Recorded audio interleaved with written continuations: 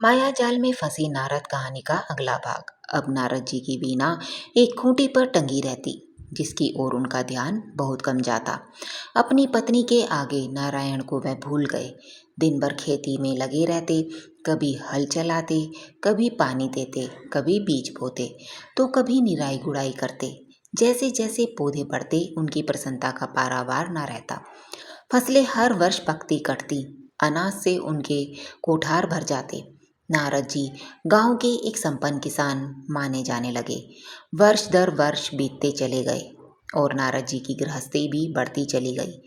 3-4 लड़के लड़कियां भी हो गए। अब नारद जी को एक क्षण की भी फुर्सत नहीं मिलती थी। वे हर समय बच्चों के पालन पोषण तथा पढ़ाई लिखाई में लगे रहते अथवा खेत में काम करते रहते थे।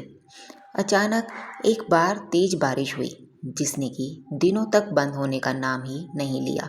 बादलों की गरज और बिजली की कड़क ने सबके हृदय में भय उत्पन्न कर दिया। मूसलाधार वर्षा ने गांव के पास बहने वाली नदी में बाढ़ की स्थिति पैदा कर दी। चारों ओर पानी ही पानी फैल गया। कच्चे पक्के सभी मकान ढहने लगे। घर का सामान बह गया।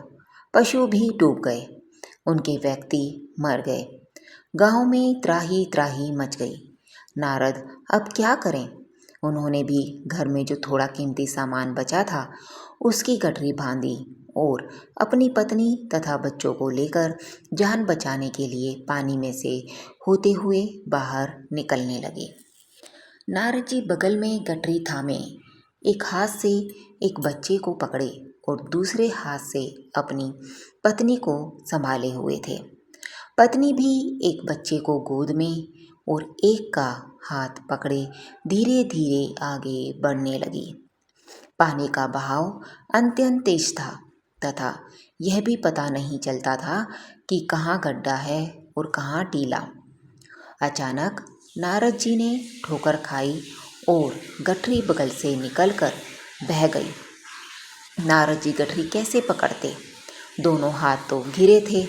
मन महसूस कर सोचा, फिर कमा लेंगे।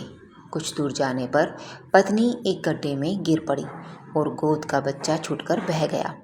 पत्नी बहुत रोई, लेकिन क्या हो सकता था। धीरे धीरे और 2 बच्चे भी पानी में बह गए। उन्होंने बहुत कोशिश की बचाने की, लेकिन कुछ न हो सका।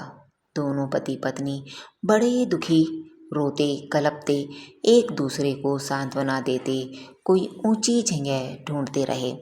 एक जगह आगे चलकर दोनों एक गड्ढे में समा गए। नारद जी तो किसी प्रकार गड्ढे में से निकल आए, मगर उनकी पत्नी का पता कहीं नहीं चला।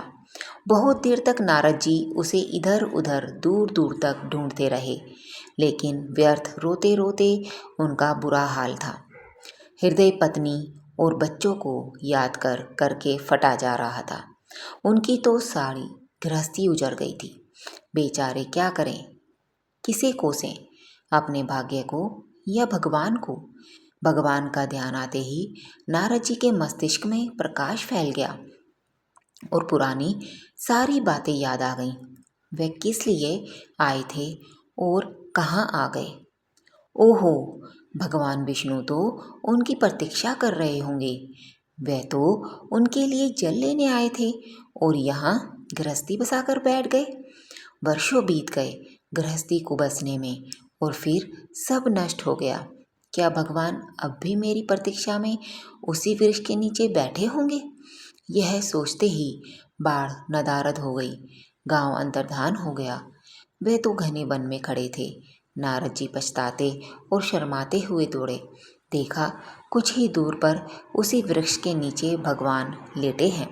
नारद जी को देखते ही उठ बैठे और बोले, अरे भाई नारद, कहाँ चले गए थे? बड़ी देर लगा दी। पानी लाए या नहीं?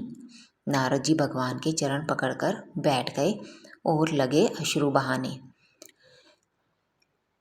उनके मुंह से एक बोल भी नहीं फूटा। भगवान मुस्कुराए और बोले, तुम अभी तो गए थे, कुछ अधिक देर थोड़ी ही हुई है।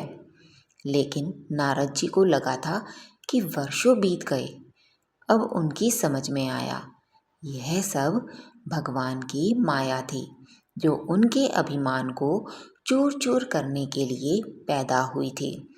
वे सोचने लगे, उन्हें बड़ा घमंड था कि उनसे बढ़कर त्रिलोक में दूसरा कोई भक्त नहीं है। लेकिन एक स्त्री को देखकर वे भगवान को भूल गए। उनको पछतावा होने लगा और उनका घमंड जरा सी देर में ढेर हो गया। वह पुनः सरलता और विनय के साथ भगवान के गुण गाने लगे। जय श्री हरि।